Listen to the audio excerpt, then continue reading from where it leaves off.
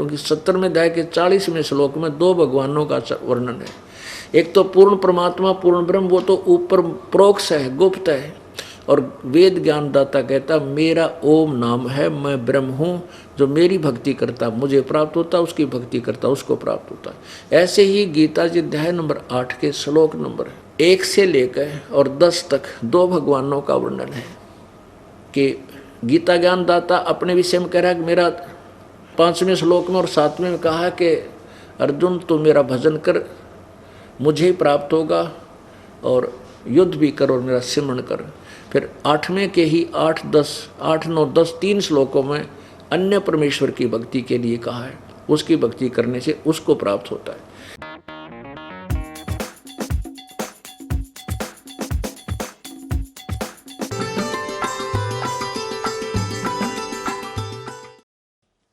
परमात्मा कहते निरंजन धन तेरा दरबार, निरंजन धन तेरा दरबार, जहाँ पर तनिक न न्याय विचार। भाई वैश्या उड़े मुल मुल खासा, गलमोतियों के आरे। वैश्या उड़े मुल मुल खासा, गलमोतियों के आरे।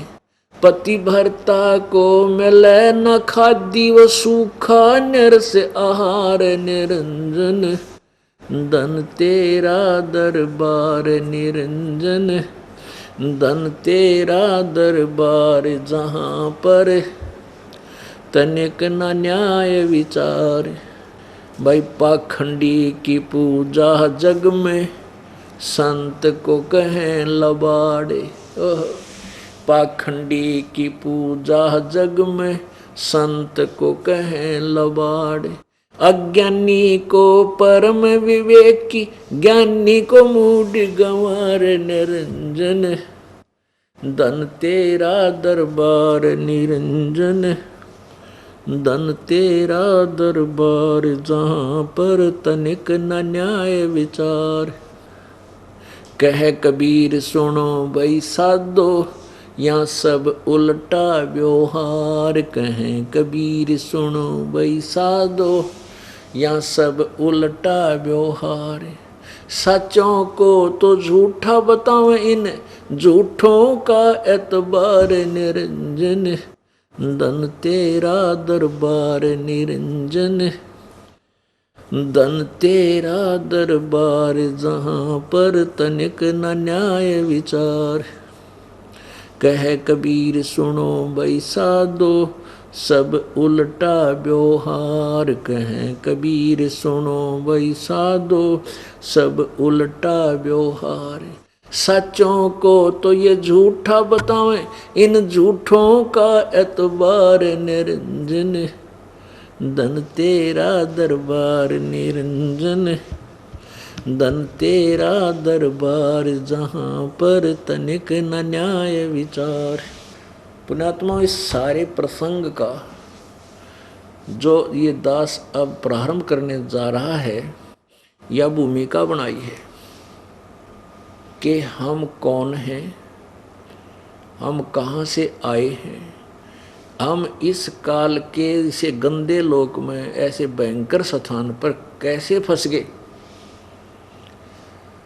ये सृष्टि रचना आपको सुनाना चाहता है ये दास। उसके लिए भूमिका बनाई है कि इस काल ने पूर्ण रूप से अज्ञान भर रखा है।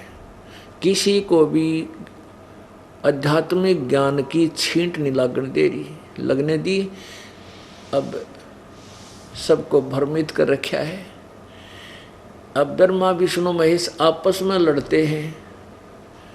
श्री शिव पुराण में लिखा है, ब्रह्मा भ्रमित हो जाता है कि मैंने सृष्टि रची है, ये काल क्या करता है। जो भी साधक वेदों आदि को पढ़ता है तो वो सोचता है अब भगवान ढूंढना है। भगवान ढूंढने का तो सीधा सा मंत्र लिखा है 40 यजुर्वेद अध्याय नंबर 40 के मंत्र नंबर 15 में। उसमें स्पष्ट लिखा है कि वायु अनिलम अमृतम भस्मांतम शरीरम ओम करतु समर किलवे समर और करतुम समर, ओम नाम का जाप काम करते करते कर, विशेष कसक के साथ कर, मनुष्य जीवन का प्रथम कर्तव्य जानकर ओम नाम का जाप कर। बस इतनी सी बात है। पूरी रामायण यानी पूरे वेदों का ज्ञान देकर एक निष्कर्ष निकाल दिया, मेरी भक्ति जो करनी है मैं, क्योंकि 70वें अध्याय के 40वें श्लोक में 2 भगवानों का वर्णन है। एक तो पूर्ण परमात्मा पूर्ण ब्रह्म, वो तो ऊपर प्रोक्ष है, गुप्त है, और वेद ज्ञानदाता कहता मेरा ओम नाम है, मैं ब्रह्म हूँ, जो मेरी भक्ति करता मुझे प्राप्त होता, उसकी भक्ति करता उसको प्राप्त होता। ऐसे ही गीता जी अध्याय नंबर 8 के श्लोक नंबर 1 से लेकर और 10 तक 2 भगवानों का वर्णन है कि गीता ज्ञानदाता अपने विषय में कह रहा है कि मेरा 5वें श्लोक में और 7वें में कहा है कि अर्जुन तो मेरा भजन कर, मुझे ही प्राप्त होगा, और युद्ध भी कर और मेरा सिमरण कर। फिर 8वें के ही 8, 9, 10 3 श्लोकों में अन्य परमेश्वर की भक्ति के लिए कहा है, उसकी भक्ति करने से उसको प्राप्त होता है।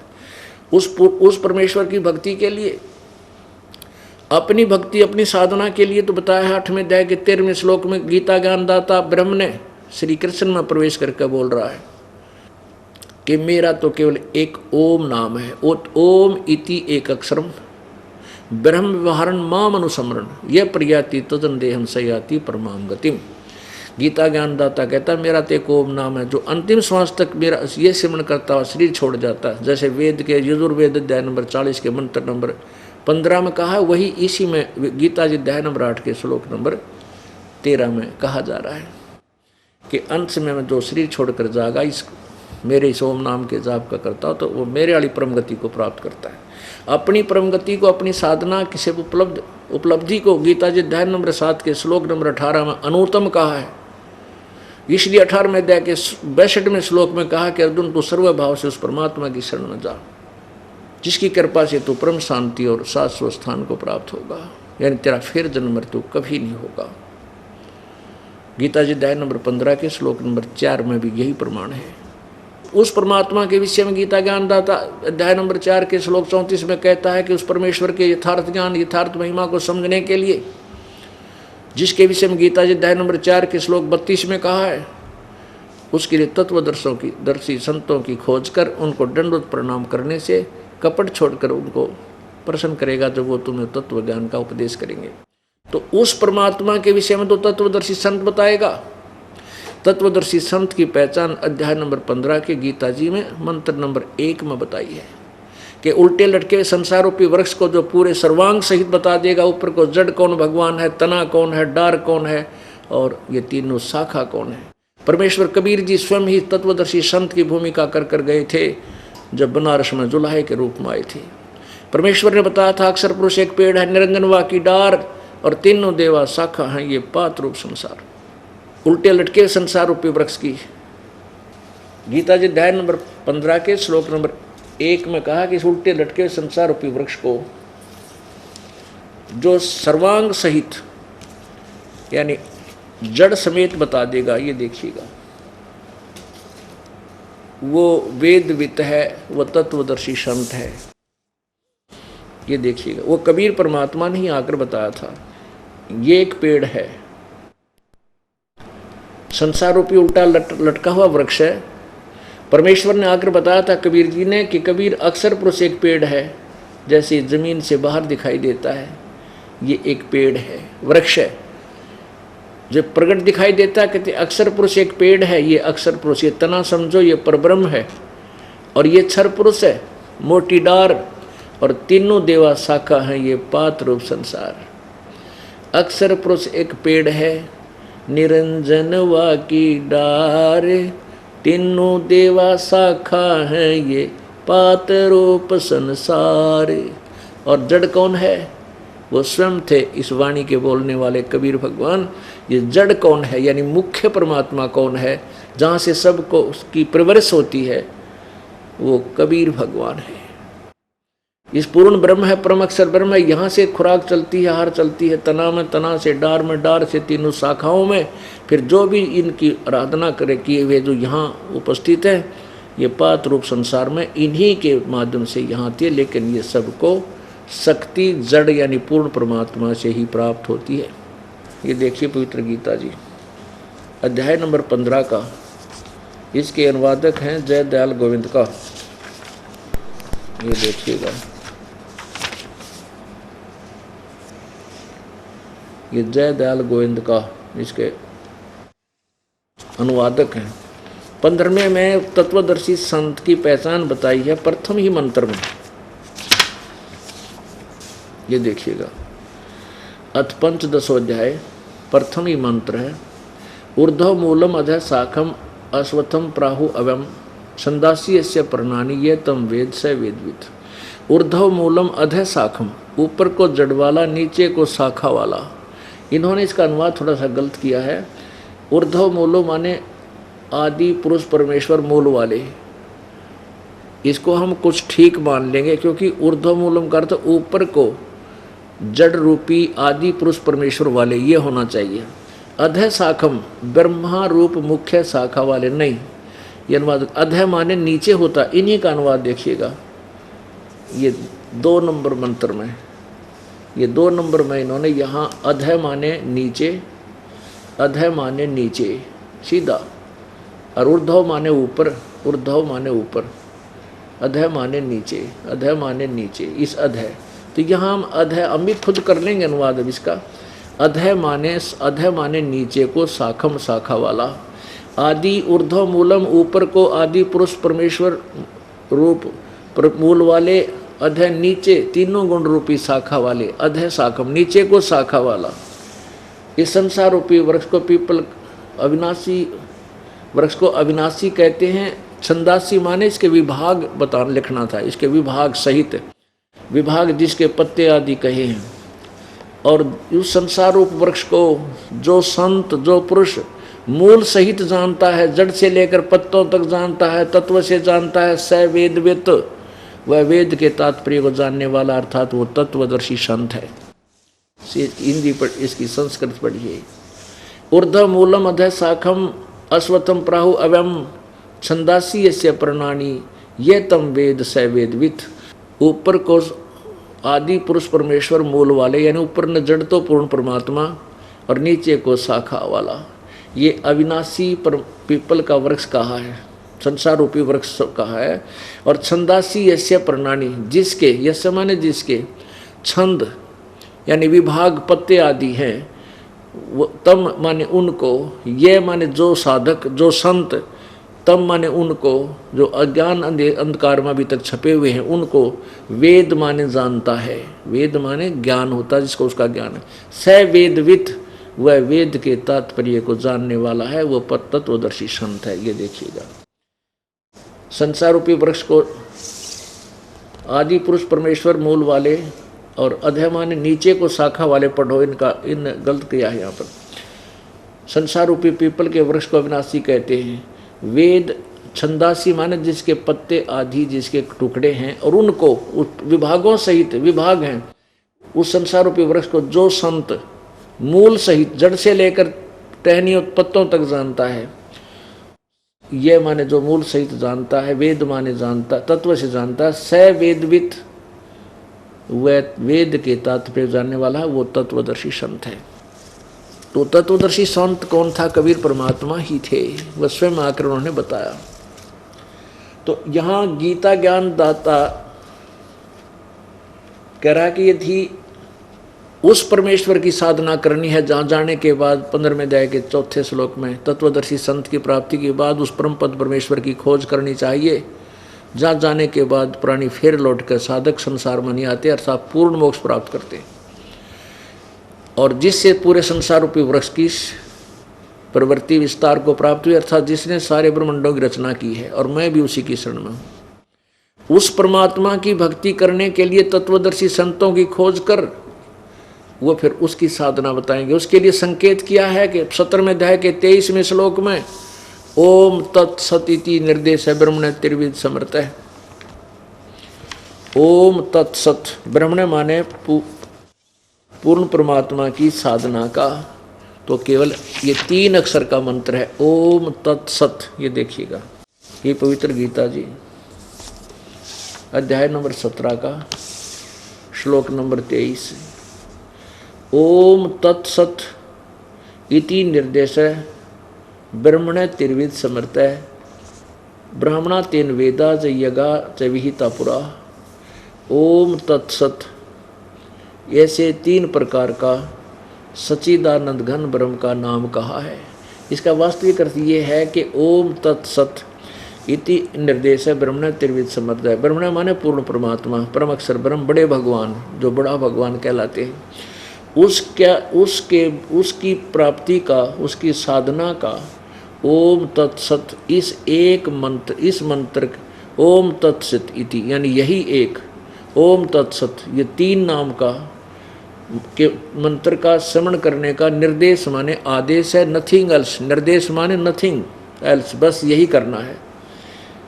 ब्रह्मण्य माने सच्चिदानंद घन ब्रह्म का, यानी अपने विषय में तो वो कह रहा 8वें अध्याय के 13वें श्लोक में मेरा तो एक ओम नाम है, और इसके आखिरी सांस तक शरीर छोड़ने तक जो समन करता हुआ प्राण त्याग जाता है तो मेरे वाली गति को प्राप्त होता है। अब देखिएगा, अब पुण्यात्माओं इस पवित्र सदग्रंथों को आपको ऐसा रटा दूंगा जैसे पहली का कैदा होया कर आपको इसे लगेंगे, क्योंकि ये तो ज्ञान है।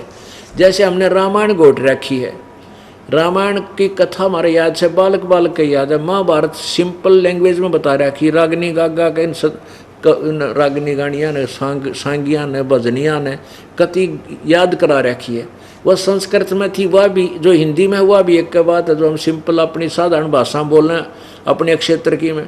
ऐसे ही गीता जी का जो ज्ञान है ये संस्कृत में होने से पाठ बन गया था, और सृष्टि रचना का ज्ञान ना होने से सारा कुछ उल्टा कर दिया।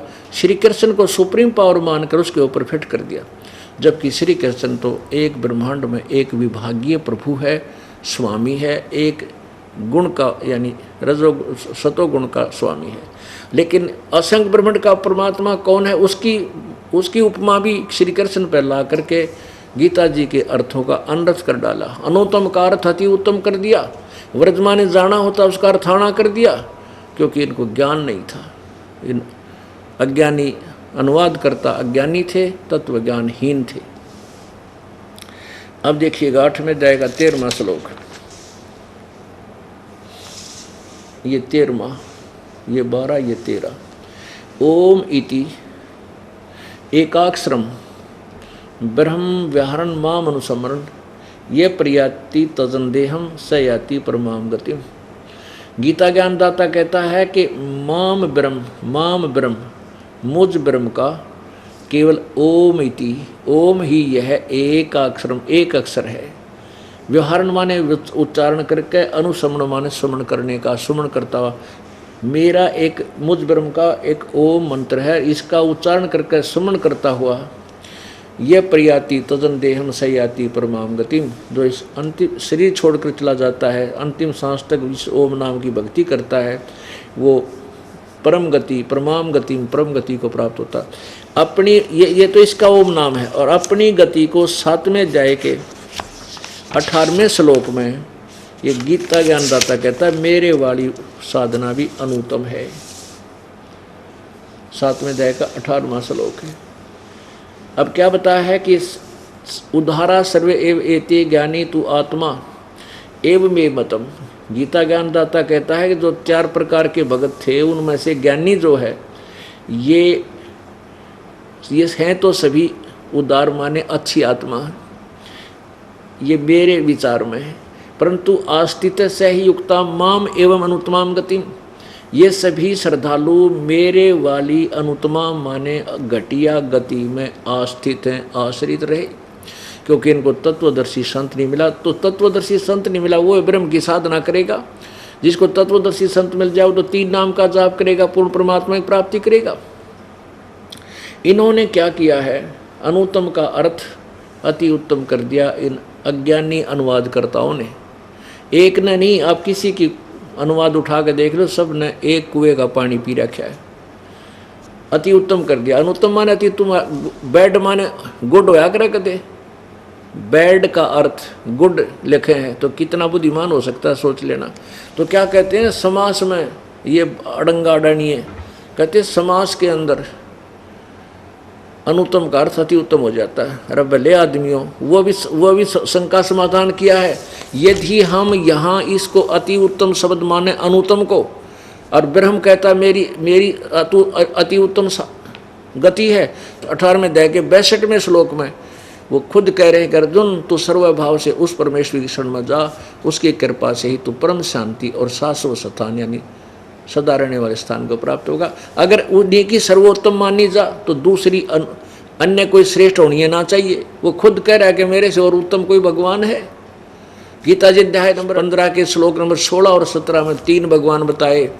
अपनी सतिथि बताता क्षर पुरुष क्षर ब्रह्म ये खुद है, और अक्षर ब्रह्म अक्षर पुरुष ये वो पर ब्रह्म है, और तीसरा ये दोनों ही नाशवान है, क्षर पुरुष भी और अक्षर पुरुष भी, और इनके श्लोक के सभी प्राणी भी नाशवान, लेकिन जीव आत्मा अमर है।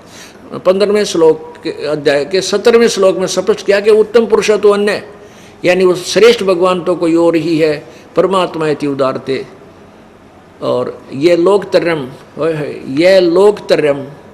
आविश्य विभर्ति अवैश्वर, जो तीनों लोकों में प्रवेश करके सबका धारण पोषण करता है, वो अविनाशी परमात्मा है। तो यदि वहाँ समास वाला हिसाब बिल्दा फिट होता, समास के मान ले हम अनुत्तम को अति उत्तम मान लिया, वही इस श्री जो गीता ज्ञान दे रहा है भगवान, इस तो ऊपर कोई है नहीं इस गीता ज्ञान में, ये सर्वश्रेष्ठ। फिर तो हम मान लेते थारे समाज ने भी, हम नहीं शर्मा दर्द करते।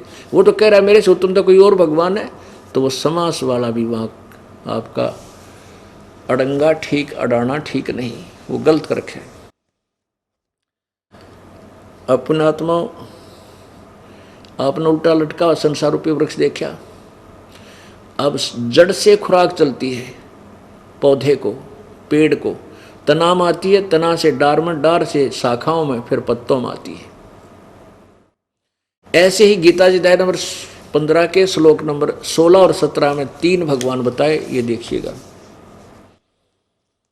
गीता अध्याय नंबर 15 का, और इसमें स्पष्ट हो जाता है कि वो पूर्ण परमात्मा ही से ही सबका पालन होता है। ये देखिएगा गीता जी, ये वही पवित्र गीता जी अध्याय नंबर 15 और श्लोक ये 16। द्वौ इमौ पुरुषौ लोके क्षर च अक्षर एवं च क्षर सर्वाणि भूतानि कुटस्थ अक्षर उच्यते।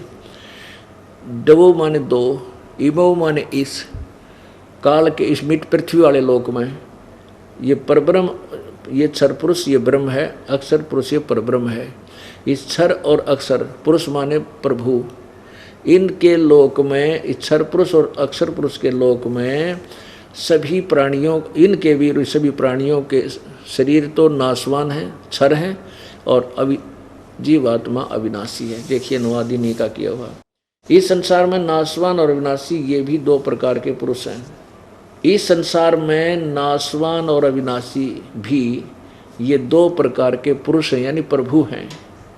2 प्रकार के प्रभु, पुरुष माने परमात्मा है, भगवान है। और संपूर्ण प्राणियों के शरीर तो नाशवान और जीवात्मा अविनाशी कहा जाता है। ये क्षर पुरुष और ये अक्षर पुरुष, क्षर और अक्षर। क्षर पुरुष ये क्षर तो ब्रह्म है, अक्षर ये परब्रह्म है। पुरुष यहाँ भी लगा सकते हैं, क्षर पुरुष और अक्षर पुरुष ये 2 भगवान हैं। तो यहाँ 2 प्रकार के प्रभु माने, ये पुरुष माने परमात्मा। अगर हम इन्होंने उलझा दिया, यहाँ भगवान ना लिखा, परमात्मा नहीं लिखे, अनाड़ी ज्ञान तो था नहीं। अब यहाँ क्लियर हो जाता है कि उत्तम पुरुष है, यानी उत्तम भगवान, उत्तम प्रभु तो कोई अन्य ही है। उत्तम पुरुष है तो अन्य परमात्मा इति उदारते, जिसको भगवान कहा जाता है, वो श्रेष्ठ पुरुषोत्तम तो कोई और है। ये लोकतर्यम आविश्य विभर्ति अवैश्वर है, जो तीनों लोकों में प्रवेश करके सबका धारण पोषण करता है।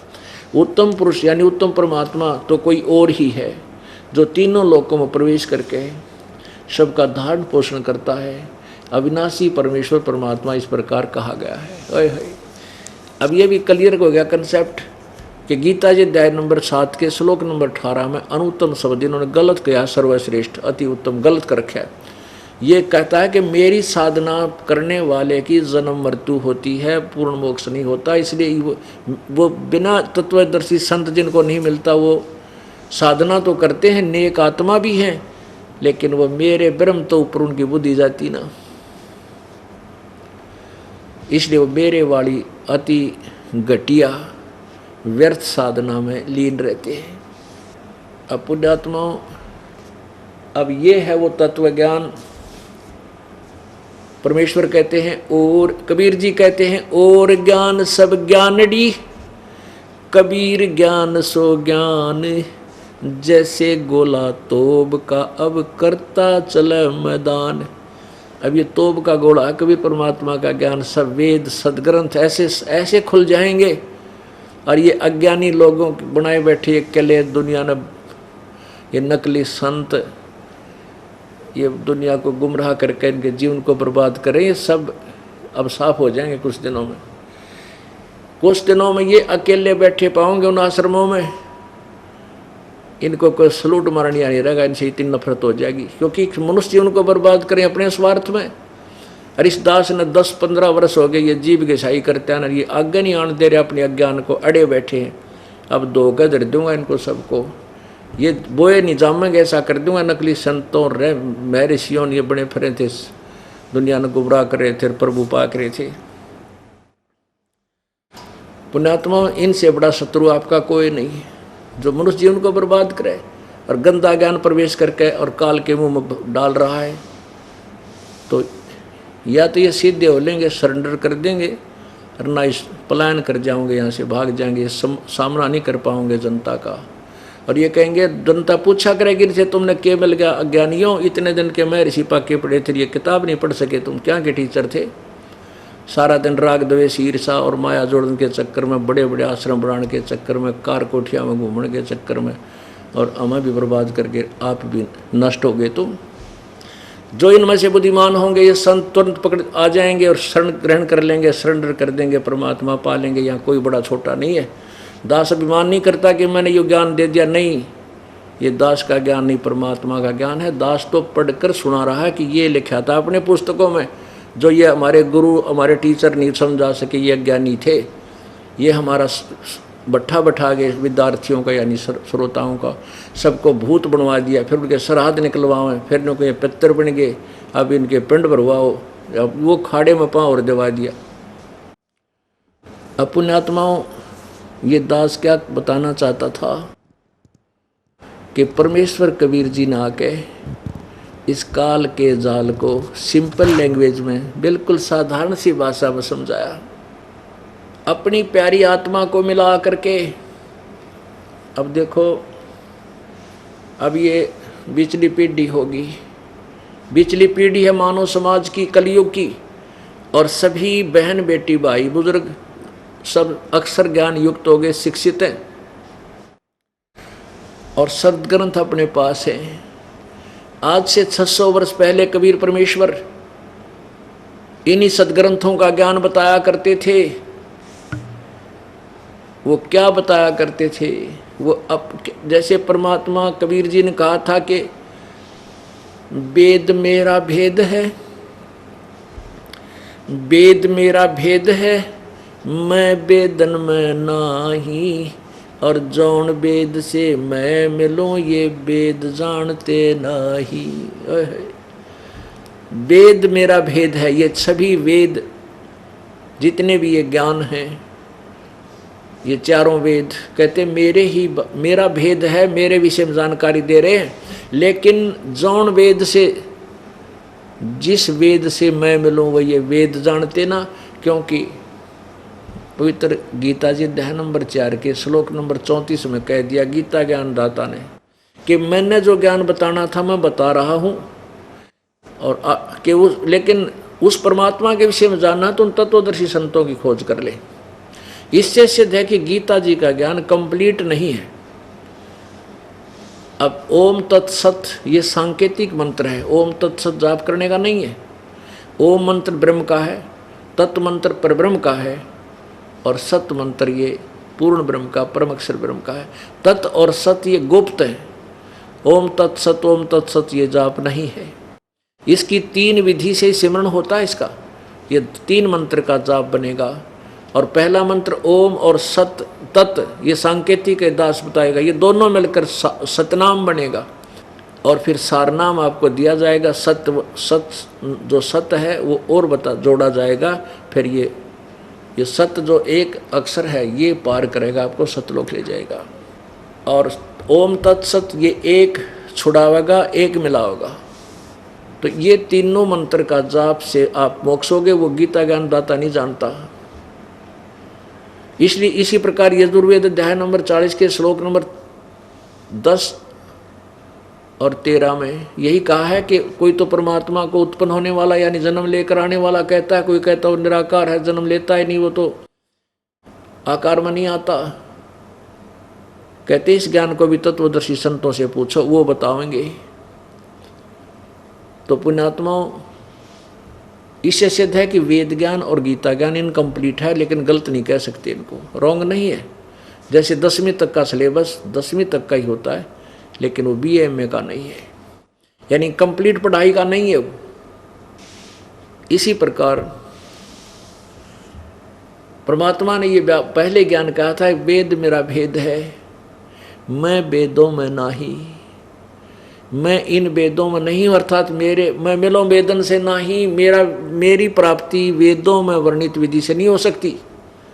और जिस वेद से मैं मिलो, ये वेद जानते ना, जिस ज्ञान से मेरी परमात्मा की महिमा की वाणी कबीर वाणी है।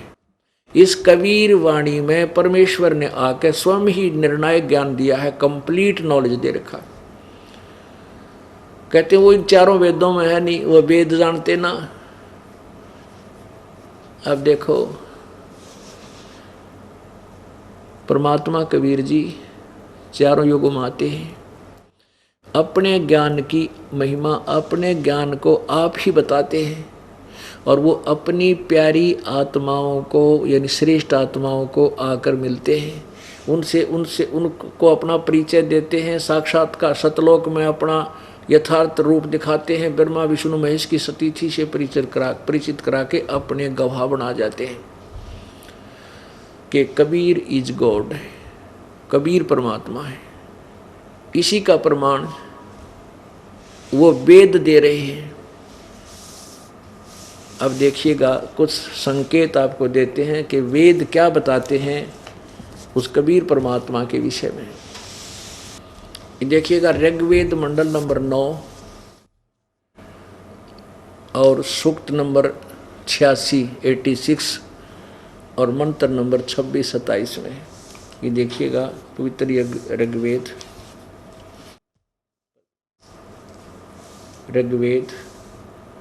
मंडल नंबर 9-10। यहाँ देखिएगा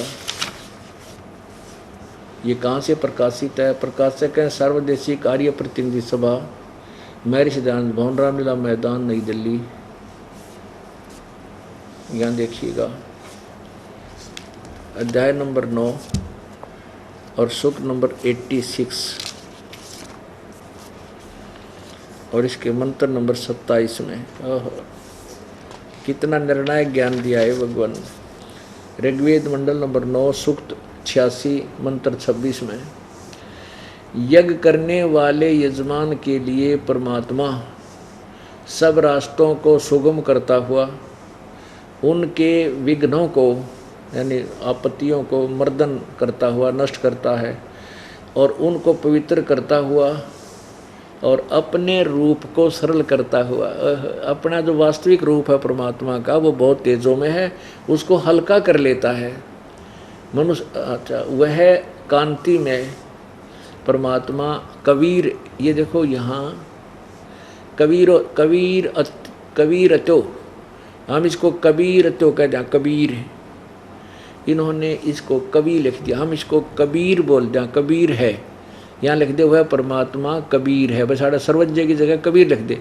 अब जैसे ये यजुर्वेद है, ये क्या करते हैं व्याकरण के चक्कर में अपना ये सारा ज्ञान बना देते हैं। अब देखो ये यजुर्वेद है, ये पवित्र यजुर्वेद है, ऊपर रह लगा है, इसके यहाँ 2 अपसर्ग लगा दें या ऐसे रह लगा कर नीचे हलंत लगा दें, यजुर्वेद अलग अलग करके भी हम पढ़ सकते हैं। यदि 2 अपसर्ग लगा दें तो भी ये पुस्तक यजुर्वेद ही बोली जाएगी जब जहाँ इस यजुर्वेद का ज्ञान होगा।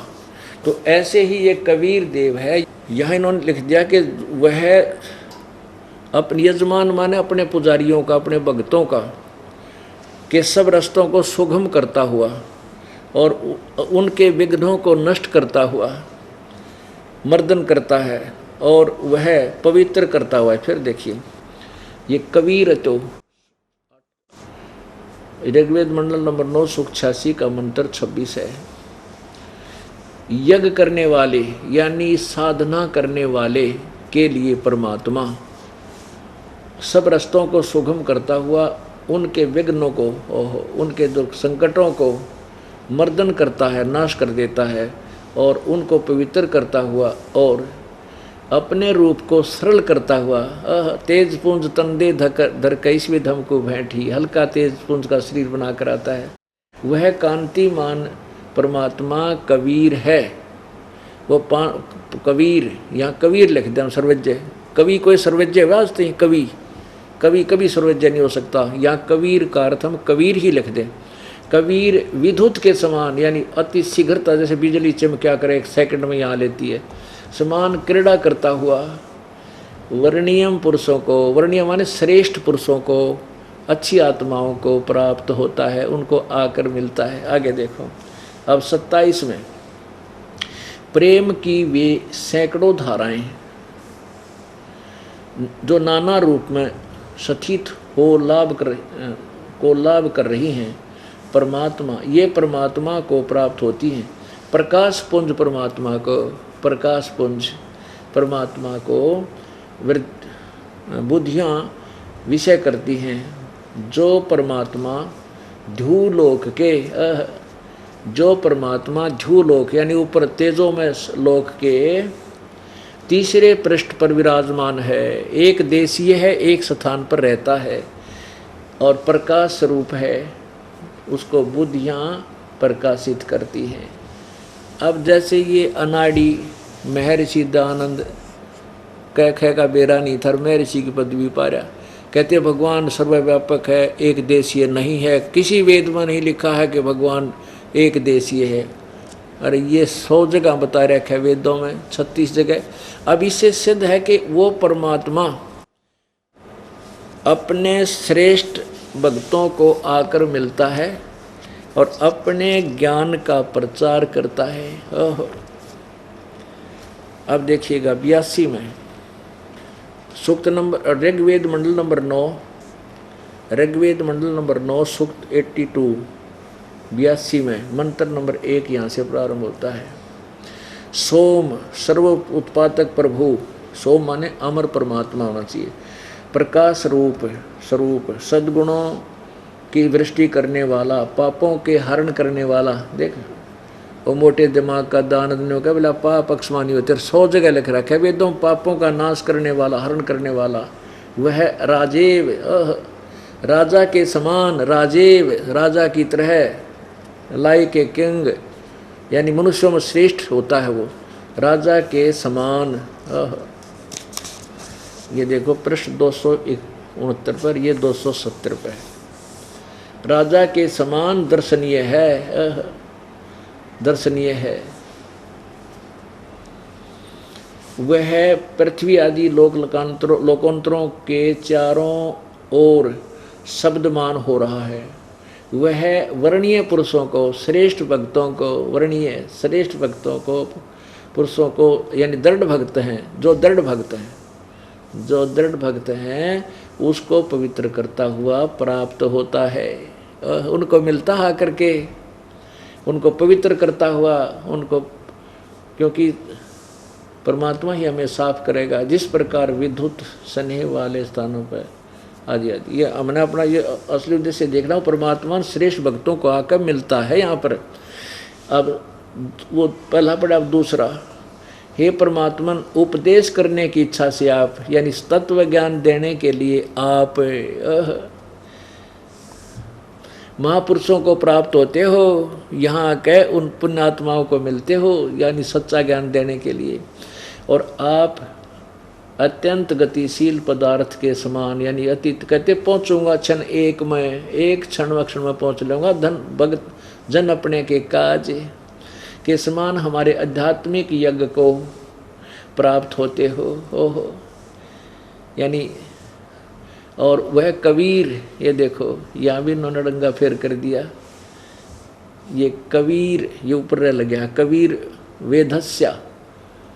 अब वेदस्य का अर्थ देखो कि है यो इन की बुद्धि देख लो, यहाँ लिखा है वेदस्य मन उपदेश करने की इच्छा से, यहाँ लिखना कबीर वेदस्य, वो कबीर परमात्मा उपदेश, कबीर परमात्मा यहाँ लिख देना था कबीर परमात्मा उपदेश करने की इच्छा से महापुरुषों को प्राप्त होते हैं, भाई इतना लिखना था। लेकिन इन्होंने तड़ंगा करने का मतलब था ज्ञान था कोई ना, यो कबीर है ऊपर रह लग गया इसका, ये प्रिंट में थोड़ा सा गड़बड़ रह रही है, कबीर है ये, क्योंकि इन्होंने यहाँ लगाया यो रह, यहाँ कबीर है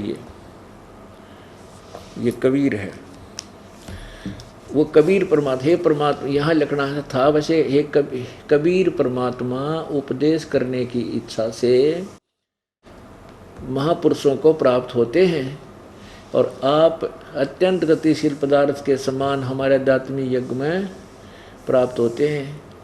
आप चलो उनका अनुवाद भी समझे तो आप सर्वज्ञ नहीं, आप कबीर हैं, यहाँ लिख देना कबीर, कबीर हैं, शुद्ध स्वरूप है, हमारे पापों को दूर करके हे सोम आप हमको सुख दें, पाप नष्ट करके हमें सुख दो, प्रेम भाव से उत्पन्न करते पवित्रता को उत्पन्न करें। अब देखो तीसरे में कमाल कर रखा है, ऋग्वेद मंडल नंबर 9 सूक्त 82 मंत्र 3 में, पवित्र यज्ञों में रक्षा से आप प्राप्त होते हैं। पवित्र यज्ञों में जहाँ शास्त्र अनुकूल साधना होती है वहाँ परमात्मा आप प्राप्त होते हैं, वहाँ पहुँचते हैं, और पृथ्वी आदि लोकांतरों में गति करते हुए घूमते, कहते गोता मारू स्वर्ग में जा बैठूं पताल, कह कबीर ढूंढता फिर वो अपने हीरे माणिक लाल। सर्वव्यापक आप, सर्वव्यापक ने बना है, आप स्वयं गतिशील होकर चलकर विराजमान होते हैं। आप कैसे हैं?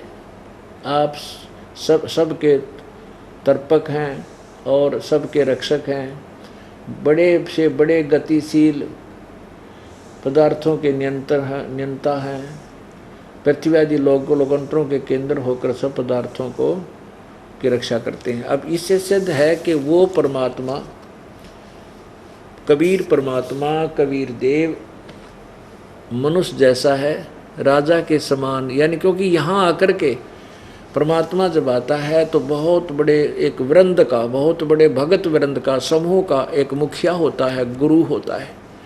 तो ऐसे कहते हैं आप एक राजा की तरह बहुत बड़े समूह का कि महाराज होते हो, महाराज समझो उस सब दिन का यहाँ है, और अपने श्रेष्ठ भक्तों को आकर आप मिलते हो। अब वो परमात्मा स्वयं आकर के अपने यथार्थ ज्ञान को देते हैं। अब और दिखाते हैं पुण्यात्माओं, क्योंकि आप इतनी दूर से आते हो, काम अपना कार्य छोड़ कर आते हो, तो आपको यहाँ बैठकर कितने सुविधा आपको दी है परमात्मा ने, हम दासों के माध्यम से। आप इतनी प्यारी आत्मा हो परमेश्वर की, पहले तो आपको घर से लाए प्रेरणा करके, आपके काम की व्यवस्था करी, फिर यहाँ हमारी ड्यूटीदार रखी, आपके आने से पहले मैट बिछाएं, हमारे बच्चे रोटी खाना व्यवस्था करें, और फिर अमृत वर्षा आपको ये दूध पिलाया जाता है परमेश्वर की अमृतवाणी का। आपको आपकी आत्मा को पाला जा रहा है जैसे बच्चे को माँ पिलाया कर दूध। तो अब आपने थोड़ा सा समय भी इसमें देना पड़ेगा, क्योंकि यह नींद तो दुश्मन है। अब तो हम चल मस्ती मार लेंगे, सो जाएंगे, कोई ना उठावेगा सवेरे तक, फिर बनाएंगे कुत्ते, गली में सोएंगे, 1 सेकंड नहीं सोने दे कोई। कभी कोई बैल आ रहा है, कोई मोटरसाइकिल ड्र करेगा, वो फिर देख कर भागेगा, फिर कोई ना सोने दे आपको। तो अब थोड़ी सी नींद को कम करके हम सावधान होकर डर के ये ज्ञान ग्रहण करें। अब आपको बताते हैं वो कबीर परमात्मा अपने यथार्थ ज्ञान को स्वयं ही लेकर आता है। यजुर्वेद अध्याय नंबर 29 के मंत्र नंबर 25 में देखिएगा, पवित्र यजुर्वेद, ये महर्षि दानव सरस्वती द्वारा ही इसका अनुवाद है। ये कहाँ से प्रकाशित है? सार्वदेशिक कार्य प्रतिनिधि सभा 2/5 महर्षि दानव भवन, रामलीला मैदान, नई दिल्ली से। इसका 29 ये देखिएगा। ये 29वां का 25वां श्लोक आपको दिखाएंगे, मंत्र दिखाते हैं। इसमें स्पष्ट लिखा है कि वो कबीर परमात्मा अपना चिकित्वान यानी स्वस्थ ज्ञान लेकर के स्वयं ही प्रकट होता है। ये देखो, यो है 29, 1 कम 30, यह संस्कृत है जिसे हम पाठ समझ रहे थे। अपने पूर्वज पहला सिद्ध ने बोला, अरे 1 कम 30, ये 29, 1 कम 30 यानी 29वां अध्याय है। ये है 25वां मंत्र। समीदो अध्याय मनुष्य है दूरोणे, देव है देवान यज असी जात वेद, आ च वह मित्रम है चिकित्सवान तवम दूत कबीर असी परचेता। अब देखो, कबीर असी परचेता, चिकित्वान मित्रम है। अब इसका अर्थ ये है कि मनुष्यों के इस शरीर रूपी घर में जो है ये समीदय माने वर्तमान में, जो उस समय जैसे जब परमात्मा आते हैं उस समय इन मनुष्यों को एक अज्ञान रूपी शिक्षा दी गई होती है उन अज्ञानी दूतों को द्वारा। तो वो जो वास्तविक पूजा है उससे अपरिचित होते हैं। जैसे देवान यजसी जात वेद है, वो परमात्मा तत्वदर्शी संत की भूमिका बना करके जो वास्तविक परमात्मा की देवताओं के देव की जो पूजा, पूर्ण परमात्मा की पूजा है, उसको नहीं बताते। तो वो परमेश्वर स्वयं ही कबीर चिकित्वान तवम दूत कबीर असी परचेता।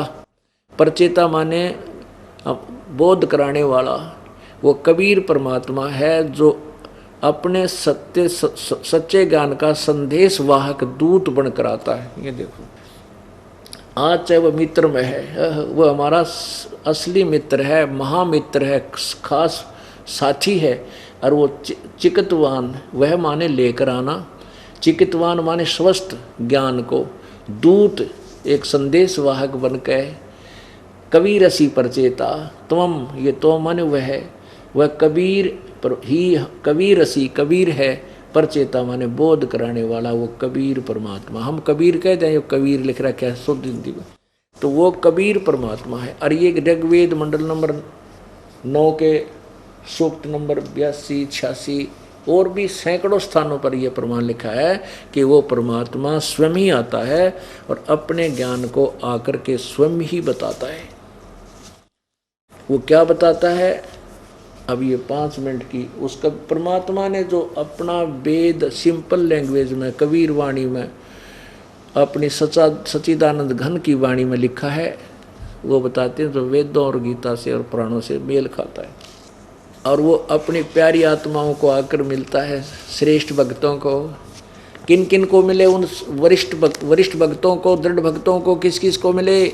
आदरणीय धर्मदास साहिब जी को, आदरणीय महर्षि रामानंद साहिब को, आदरणीय दादू साहिब को, आदरणीय मुरुकदास साहिब को, आदरणीय गरीबदास साहिब को, आदरणीय नानक साहिब को। इन श्रेष्ठ भक्तों को परमात्मा स्वयं आकर मिले, वो कबीर देव। और धर्मदास जी को क्या बताया? उन सभी को क्या क्या बताया परमात्मा ने? सृष्टि रचना स्वयं आकर सुनाई। धर्मदास ये जग बोराना, कोई न जाने पद निर्वाणा। यही कारण मैं कथा पसारा, जग से कहिए एक राम नियारा। ये धर्मदास जी पहले ब्रह्मा विष्णु महेश की पूजा करते थे, विष्णु के पुजारी थे, और साथ में जैसे हम भी खिचड़ी ज्ञान कर रहे थे, श्री विष्णु जी के पक्के पुजारी, फिर ओम नमः शिवाय, ओम नमः शिवाय, फिर जय श्री राम वाली, जय पार्वती माता की, जय गणेश देवा, ये साजले सारे कुछ ही कराया करते थे। लेकिन इष्ट हमारा विष्णु जी था। ऐसे ही धर्मदास जी विष्णु जी को इष्ट मानते थे। ऐसे ही नानक साहिब जी पहले ब्रजलाल पांडे से गीता पढ़ा करते थे और विष्णु को ही सुप्रीम पावर मान रहे थे। खुद परमेश्वर ने आकर के बेई नदी से उनको सतलोक ले जा करके अपने से परिचित कराया। उसके बाद नानक साहिब ने परमात्मा की महिमा कलम तोड़ गाई है। तो धर्मदास जी को परमात्मा ने स्वयं बताया है, धर्मदास ये जग बोराना, कोई न जाने पद निर्वाणा। परमेश्वर ने कहा कि धर्मदास ये सभी संसार विचलित है, किसी को भी मोक्ष मार्ग का ज्ञान नहीं है, निर्वाण पद मोक्ष मार्ग का ज्ञान नहीं है। यही कारण मैं कथा पसारा, जग से कहिए एक राम नियारा। सबसे कहिए, इन सब से, जग से न्यारा एक और परमात्मा, वो अपनी महिमा आप ही गा रहे हैं प्रभु जी। यही ज्ञान जग जीव सुनावो। ओह, कहते हैं जो मैं तुझे ज्ञान बता रहा हूँ ये सब न बता दे और सब जीवों का भ्रम नसाओ। ये भरमा रखा है काल के दूता ने, नकली संतों ने। यही ज्ञान जग जीव सुनावो, सब जीवों का भ्रम नसावो। अब मैं तुमसे कहूँ चिताई, तेरे देवन की उत्पत्ति भाई। अब धर्मदास जी वो घिसा पिटा लोक वेद सुन रखा था, ब्रह्मा विष्णु महेश अजर बजमर है, इनके कोई माता पिता नहीं, सर्वेश्वर महेश्वर कालज मृत्युंजय, पता नहीं क्या संज्ञा दे रहा था। तेरा गजब हुई हो। अब परमात्मा कह रहे हैं अब मैं तुमसे कहूँ चिताई। तू कह रहा था ब्रह्मा विष्णु महेश के माता पिता कोई नहीं है, अब मैं तीनों देवताओं की कैसे जन्म हुआ इनकी उत्पत्ति बताता हूँ तेरे को, तेरे ब्रह्मा विष्णु महेश की, रजगुण ब्रह्मा सतगुण विष्णु तमगुण शिव जी की। कुछ संक्षेप कहूँ गौराई, सब संशय तुम्हारे मिट जाई। कहते कुछ संक्षिप्त सा बता दूंगा, इससे मैं तेरे सारे संशय खत्म कर दूंगा। ब्रह्म गए जग वेद पुराणा, आदि राम का भेद न जाना। राम राम सब जगत बखाने, आदि राम कोई बिरला जाने। राम राम तो सब कहें, भगवान भगवान, वो आदि राम सबसे पहले वाला परमात्मा सदा वाला भगवान कौन है कोई नहीं जानता, कोई बिरला जाने। अब मैं तुझे जो कथा सुनाने जा रहा हूं इसको कहते हैं बुद्धिमान सुनेगा तो इस ज्ञान को सीने से लगाएगा। कमाल हो गया, कति कलम तोड़ रखी है ज्ञान के, सही बात बता दी। और मूर्ख सुनेगा तो उसका समझ में नहीं आने कहा झूठ बोला बकवाद करे। तो कहते हैं जो मैं कथा सुनाने जा रहा हूँ या कड़वी कुनीन है, और बुद्धिमान तो कुनीन खा लिया करे, भाई रोग इससे तो कटेगा तो खानी पड़ेगी, कड़वी दवाई है। और मूर्ख थूक देता है, वो मृत्यु को प्राप्त हो जाता है। जो इस सच्चे तत्व ज्ञान रूपी कड़वी कुनीन को जो नहीं स्वीकार करेगा वो काल के मुंह में चला जाएगा। और जो इसको फांकी मार गया, सुन गया और इसके अनुसार ढल गया तो वो मोक्ष हो जाएगा उसका। ज्ञानी सुने सो हृदय लगाई, मूर्ख सुने तो गम न पाई।